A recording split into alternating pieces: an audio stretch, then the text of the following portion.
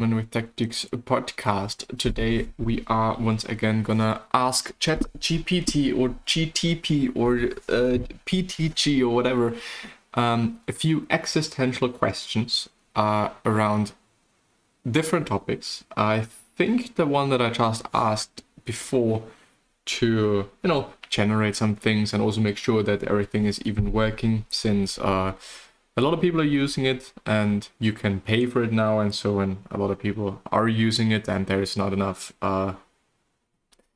maybe capacity, I would say, then you're not able to use it anymore. But yeah, I think it should be working. And I have asked, also gonna show you. I'm also gonna show you. In the meantime, I have to save something here in the background. Let's get rid of this as well. I just have to quickly. It should be fine. Everything should be fine. Huh? There it is. I have asked, what is good advice for people that hate their life? Because I feel like a lot of people nowadays, I would argue especially those people that are living in first world countries, they really do not enjoy their life. They really do not like what they're seeing on a daily basis. They really would like to change things. They would like to maybe have a different life. I don't really know, but I know the problem now. Yeah. They maybe want to have some change, but it is very difficult to change things, especially also when you're a person that dislikes change and likes to have things to be as they are. Then it is like, okay, whatever I'm having at this point is not doing me any good. It's actually really shitty, but I still wanna but I still do not want change. But yeah. Anyway, maybe this would be the next question to ask. It is very specific, but yeah, let's see. Talk to someone. Reach out to a trusted friend, family member, therapist, or counselor and share your thoughts and feelings. It is important to express your emotions and get validation and support from others. Identify the root cause. Try to understand what is causing you to feel unhappy or unfulfilled in your life. Is it your job, your relationships, your health, or something else? Once you identify the root cause, you can start taking steps to address it. And also then specifically address that.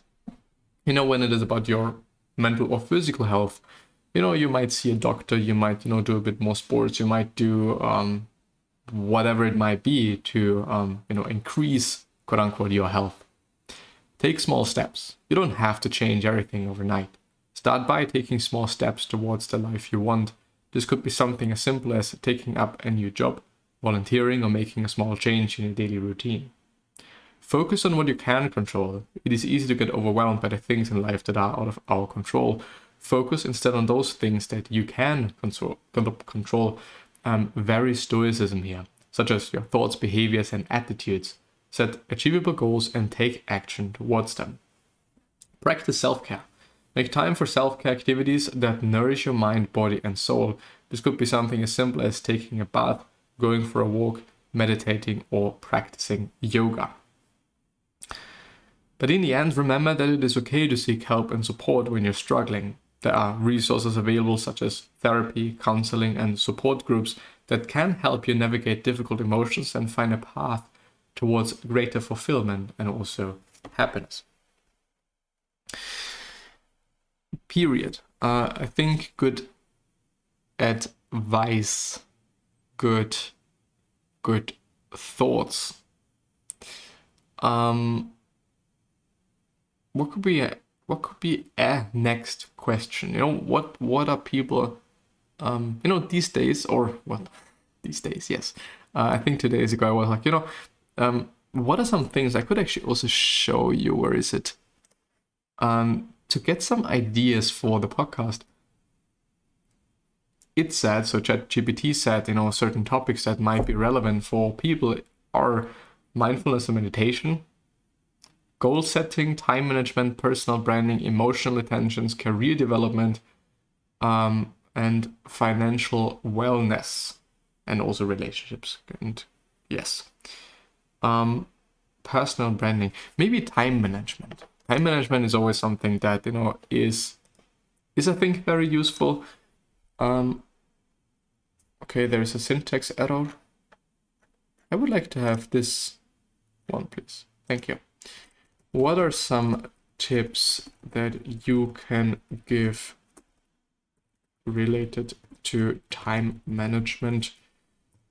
Also considering what people like Tim Ferriss and Seth Godin and Jeff Bezos say about it, to get a bit of a glimpse. Maybe what also Jeff Bezos is doing, saying, whatever, could be very interesting. I, in the past month, I think, have not over and over, but multiple times heard that, Jeff Bezos being just also among like people like Tim Ferriss, Jeff Bezos being one person that's, incredible at what he's doing, like being an entrepreneur, however you want to pronounce it, which was quite interesting for me to hear, because I am like, okay, Tim Ferriss is doing a really good job, Seth Godin is doing a really good job, some other person I think that was on Tim's podcast is also doing really good. Like, they are all already doing really good, and they're saying that, Jeff Bezos is doing amazing, and that he is just, maybe really talented, and is apparently doing things that not all companies are doing for the sake of helping the company. And apparently there's also a lot of interesting stuff in the letters to the shareholders, yeah, as it is with Warren Buffett as well, and I think it's Berkshire Hathaway, if I'm not wrong. But yeah, let's see. The first tip being prioritize. Identify the tasks that are most important and focus on those first. According to Tim Ferriss, the 80-20 rule, also known as the Pareto principle, applies to time management, where 80% of the results come from 20% of the effort. So focus on the 20% of tasks that yield the greatest results.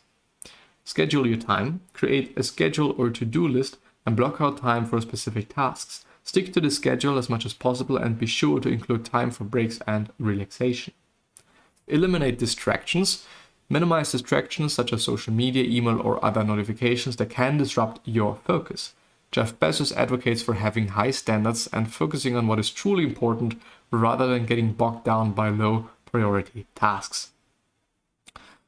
I would say most notifications that you're getting throughout the day on social media are, not really necessary, or are not really important to interact with at this point of time, so just immediately.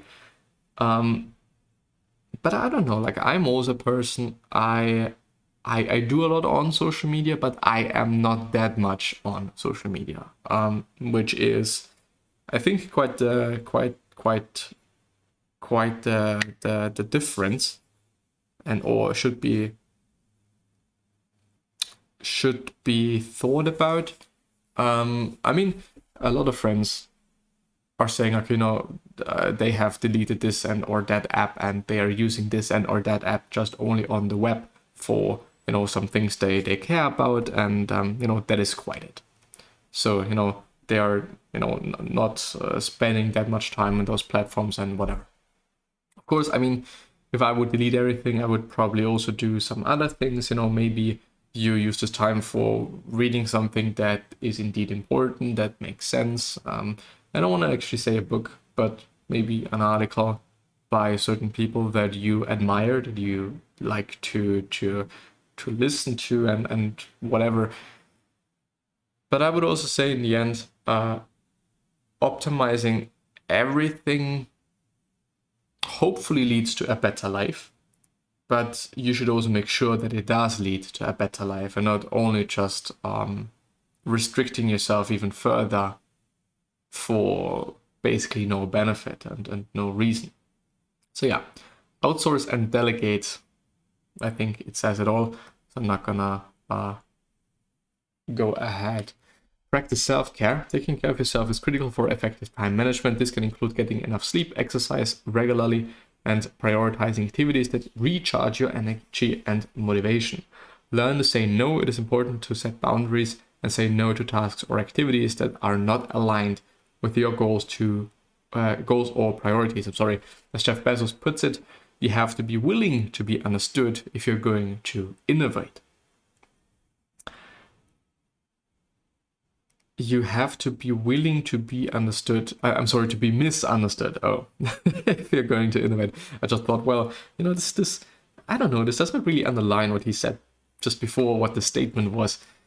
Remember, effective time management is not just about getting more done, but also about making sure that your time is spent on the things that matter most to you.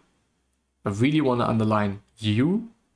By prioritizing, scheduling, eliminating distractions, outsourcing, practicing self-care, learning to say no, you can make the most out of your time, achieve greater success and fulfillment in life.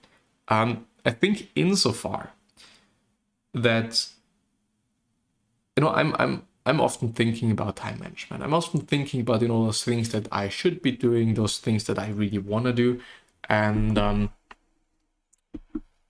I think getting those things done that are important for you to get done, or maybe also that you should get done, not necessarily you liking those tasks. There are also a few tasks that I just really do not want to do, but in the end, it's a personal thing, but it bothers me. When I'm having things in the back of my head, and I always know, okay, I need to do that, but today is not the right day for doing so, or I have to do some other stuff today, or whatever, which most often are just excuses for me not to do this particular thing. But in the end, I think I would be feeling way better when I've achieved the goal of finishing this task, or maybe just even starting this task. I don't always have to finish something each day I've started it, or on which I've started that certain thing. But I believe that it probably, at least for me personally, it would do me good, finishing those tasks that are really bothering me, or would be bothering me later on in the day. There's also something Ferris or Tim once said, which is, doing those tasks, doing those things where you would be the happiest at the end of the day. So when you've only done those few tasks, that we're now talking about, like, for example, for me, maybe would be like doing the podcast, recording the podcast. When I'm only recording one podcast, maybe let's say 2 podcasts, because it's a bit more volume then, a bit more satisfying probably, on this certain day, would this be enough for me to feel happy at the end of the day? Would this be enough for me to feel like, well, today was a good day? Compared to maybe if I was, I don't know, going outside for a few hours cycling my bike. Probably neither one of those 2 tasks solely would make me feel satisfied at the end of the day. But figuring out those few tasks that make you feel satisfied at the end of the day, where then you would be like, okay, today was a good day. I'm happy that I've got, that I've lived this day. In the end, it's also about appreciation. It's also about, being grateful for what we are having, which, it's been talked about so often, and many philosophies include that, being grateful and being happy for what you're having. But sometimes it's really difficult. Let's ask that. what to do when it's so difficult to be grateful and appreciative for what one has. Let's see. It is natural to sometimes struggle with feelings of gratitude and appreciation, especially during challenging times. Here are some tips that may help. First one, focus on the present moment. Try to stay present and focus on what is happening right now. Engage your senses and notice the details of your surroundings. This can help you shift the focus away from negative thoughts and towards the positive aspect of your current situation. Keep a gratitude journal. Writing down the things you are grateful for can be a powerful practice. Take a few minutes each day to reflect